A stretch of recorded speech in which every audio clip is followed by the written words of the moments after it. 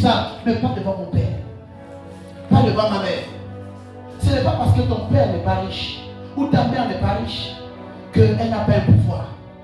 Si tu as la volonté de faire grandir des grandes choses dans ce monde et de faire fructifier ta vie, ta mère qui est pauvre là, elle va se dire une seule petite parole, sois bénie.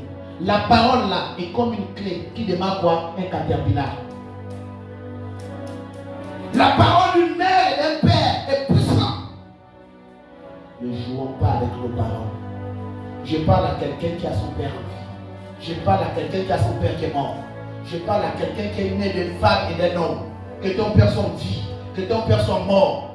Il faut avoir ce qu'on appelle la sainte discipline de marcher dans la conformité de la parole de Dieu. Lorsque tu sens que ta vie ça ne marche pas, au lieu de commencer à pleurer, de rester sur place et de commencer à engendrer des maladies telles que la tension, l'hypertension, l'hypotension, les diabètes, parce que ce sont des maladies de la pensée, viens à l'église, cherche l'homme de Dieu. Il te donnera le code de sortir de cette prison en te demandant de faire 2 points virgule à l'année. Retourne au village. Retourne au village. Retourner au village ne veut pas dire que tu vas te faire ici. Retourner au village ne veut pas dire que tu dois aller commencer à faire les rites initiatiques. Retourner au village, c'est que le corps que tu as là est le corps de ton père. Le corps que tu as là, c'est le corps de ta mère.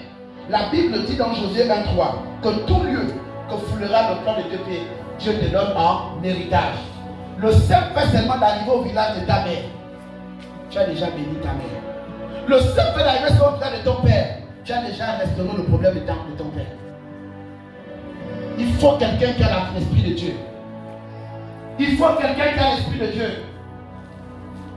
Aujourd'hui, les choses ne marchent pas parce que tu n'es pas retourné. Les choses ne marchent pas parce que tu t'es compris dans un pays qui n'est pas le tien. Même si aujourd'hui, le Gabon est un pays qui t'a tout donné.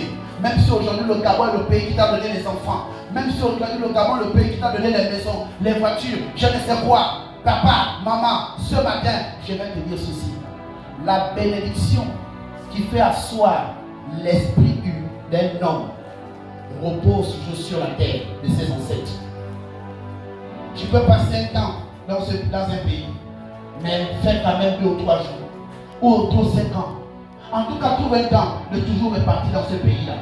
Parce qu'en retournant dans ton pays, en retournant dans ton village, tu charges ton corps. Tu charges ton corps. Mais toi, tu vas encore aller faire quoi là-bas? Ah bon? Parce que tes yeux te montrent quoi? Le gari, ça te montre quoi? Le foutou. Retourne, tu vas changer ta vie. Retourne. Alors, la même situation qui s'est passée dans le ventre s'est reproduite.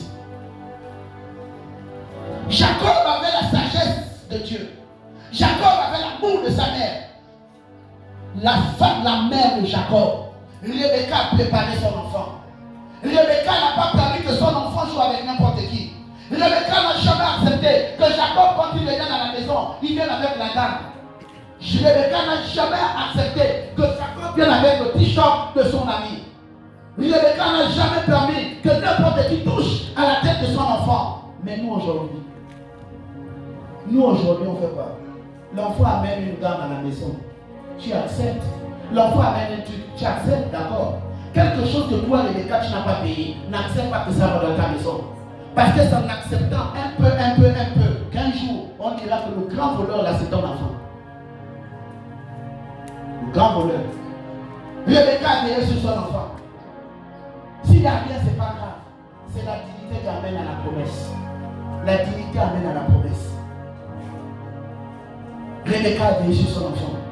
Et la sagesse qu'avait Jacob l'a emmené à adopter une stratégie face à qui? Face à son grand frère.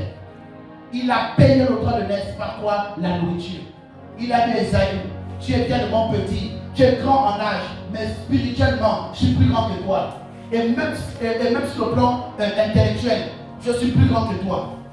Souvent quand ton petit frère est bon, souvent quand ton petit frère est sage, il ne faut pas qu'on le combatte. On ne combat pas une promesse. On ne combat pas une promesse parce qu'une promesse vient de la dignité. Mais nous aujourd'hui, on n'est pas sage. Oh, le plus petit pense que quoi? Non. Soyez sages. C'est lui qui a la chose de Dieu. Voici là où la parole de Dieu. L'église aujourd'hui est née pourquoi? Pour donner ces genres de vérité. Mais nous aujourd'hui on va dire quoi? Isaac va dire quoi? Donc c'est Jérémie. Donc moi je dois être donc, le petit frère de Jérémie. Et pourtant moi je suis le grand frère de Jérémie. Moi je suis plus grand que Jérémie. Donc quel est le prophète? Donc le prophète fait que Jérémie devient